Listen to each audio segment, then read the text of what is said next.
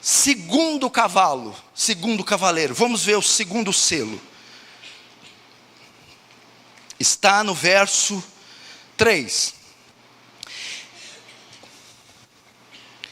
Quando abriu o segundo selo, ouvi o segundo ser vivente dizendo: vem.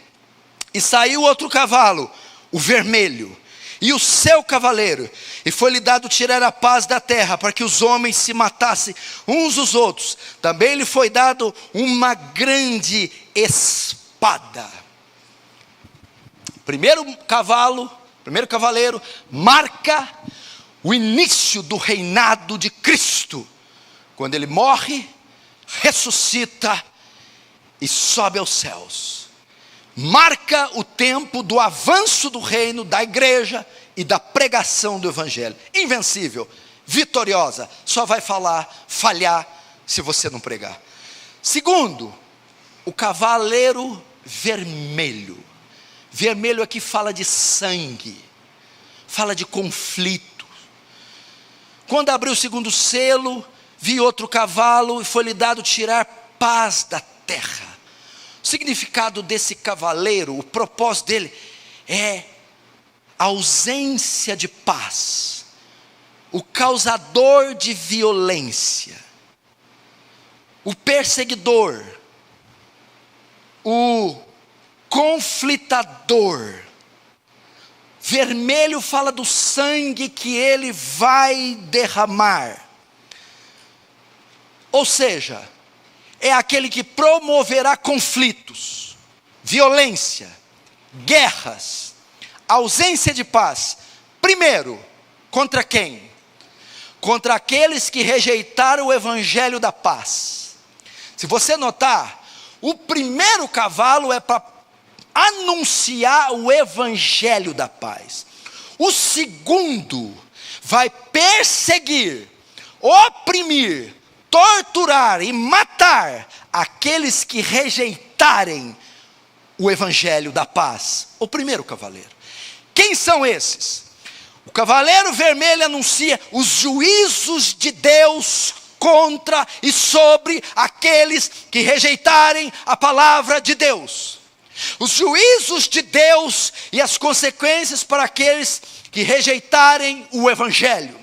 Para aqueles que continuarem uma vida de pecado, para aqueles que não quiseram receber a paz, ou seja, se reconciliarem com Deus, todos que rejeitarem o evangelho, negarem o Salvador, eles arcarão com os juízos de Deus.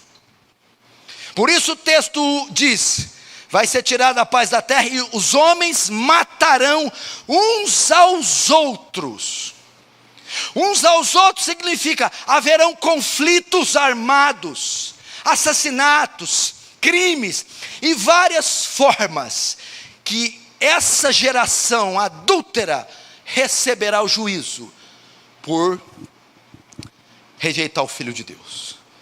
Então, primeiro, a ausência de paz, violência contra aqueles que rejeitam o evangelho da paz. Segundo, ausência de paz, violência contra aqueles que pregam o evangelho da paz. Contra aqueles que pregam. O cavalo vermelho, ele está destinado para a perseguição da igreja. Provavelmente, João aqui tem em vista a grande tribulação também, onde os cristãos sofrerão perseguição. A igreja, meu irmão, sofrerá oposição da sociedade ímpia. A igreja sofrerá perseguição do Estado, perseguição do governo. Veja só, por que o segundo cavaleiro, o cavalo vermelho, ele está destinado para perseguir a igreja? Porque a Bíblia diz ali na última frase, no verso 4, foi-lhe dado tirar a paz da terra, para que os homens matassem uns aos outros. Esta parte é destinada aos ímpios. Também lhe foi dado uma grande espada. Ok? Uma grande espada. Existem duas palavras gregas para espada. Uma palavra grega é para espada grande, uma espada usada em guerras. A outra palavra grega, ela é usada para espada pequena, punhal, cutelo. A Septuaginta, que é a tradução da Bíblia do grego, do hebraico para o grego, ela usou para a palavra cutelo, que Abraão foi sacrificar Isaque, a mesma palavra que está usada aqui em Apocalipse. É um cutelo, um punhal. Cutelos e punhais não são para guerra, são para sacrifícios.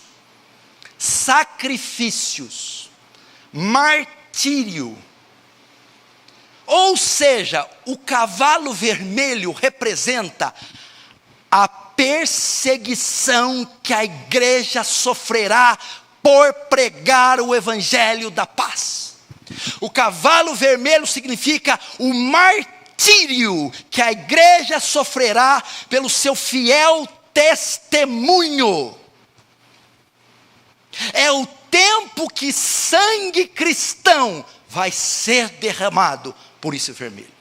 Sangue cristão vai ser vertido pelo testemunho e a fidelidade a Deus. Mateus 24:9 é um sermão escatológico que coaduna com o segundo cavaleiro. Então vos perseguirão e matar-vos-ão, e sereis odiados de todas as nações. Por quê, Senhor? Por causa do meu nome. Não é porque está aqui na igreja, não é porque batizou, não é porque rola e pula e deita e fala em língua.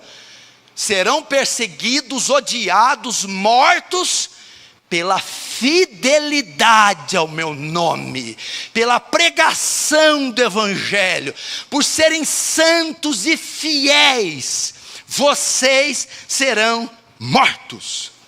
Mateus 24, 21, 22, fala da grande tribulação que também ocorre aqui no segundo selo, com o cavaleiro vermelho.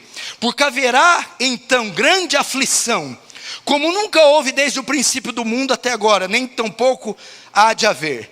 E se aqueles dias não fossem abreviados, nenhuma carne se salvaria. Mas por causa dos escolhidos, dos eleitos, da igreja, aqueles dias, que dias? O dia do cavalo vermelho, o dia do banho de sangue, eles serão abreviados. Irmãos, preparem-se para a perseguição. Primeiro, o avanço do reino. Escute, o avanço. Ide precai, fazei discípulos em meu nome. Solta o cavalo branco. É o avanço do reino, junto com o rei e junto com a mensagem do rei, o evangelho. Mas isso vai ter um custo: perseguição. Esse cavalo vermelho já atua desde o primeiro século.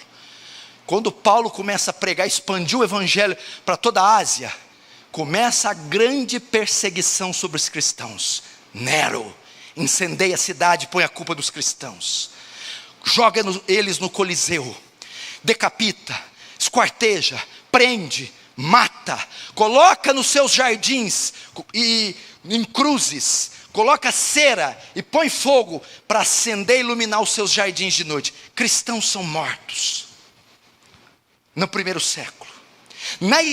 E durante todo o avanço do reino, todo o período do cavalo branco, a Inquisição na Idade Média, quantos cristãos não matou, torturou, esquartejou, quanto sangue não foi derramado na Idade Média. Na pré-reforma, John Wycliffe, John Huss, foram queimados na fogueira, pelo testemunho, por pregar o evangelho. Isso na pré-reforma. Na pós-reforma, Maria Tudor, Maria Sanguinária, só na Inglaterra mandou executar 2.000 pastores. Na França, Catarina Médici também mandou aniquilar milhares de cristãos. Durante toda a história, o nazismo, o fascismo, o comunismo aniquilou milhares de cristãos. E acredite, para ver como essa profecia é atual.